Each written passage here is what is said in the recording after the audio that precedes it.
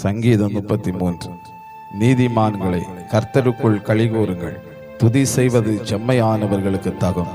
சுரமண்டலத்தினால் கர்த்தரை துதித்து 10 நரம்பு வீணையினாலும் அவரை கீர்த்தனம் பண்ணுங்கள். அவருக்கு புதுப்பாட்டை பாடுங்கள், ஆனந்த சத்தத்தோடைய வாத்தியங்களை நேர்த்தியாய் வாசியுங்கள்.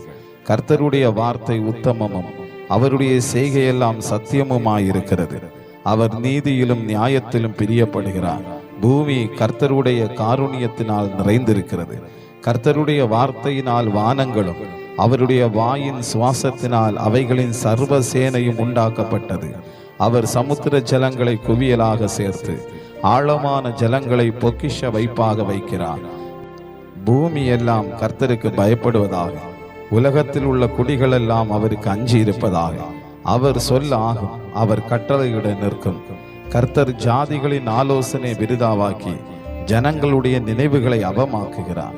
கர்த்தருடைய ஆலோசனை நித்திய காலமாகவும் அவருடைய இருதயத்தின் நினைவுகள் தலைமுறை தலைமுறையாகவும் நிற்கும். கர்த்தரை தங்களுக்கு தெய்வமாக கொண்ட ஜாதியும் அவர் தமக்கு சுதந்திரமாக தெரிந்து கொண்ட ஜனமும் பாக்கியமுள்ளது. கர்த்தர் வானத்திலிருந்து நோக்கி பார்த்து எல்லா மனுபுத்திரரையும் காண்கிறார்.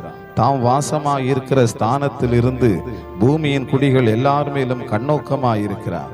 அவர்களுடைய இருதயங்களை எல்லாம் அவர் உருவாக்கி அவர்கள் செய்கைகளை எல்லாம் கவனித்திருக்கிறார்.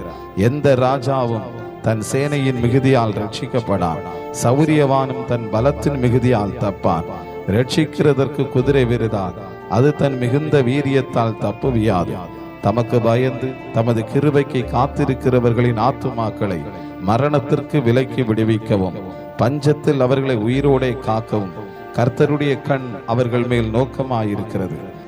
நம்முடைய ஆத்துமா கர்த்தருக்கு காத்திருக்கிறது.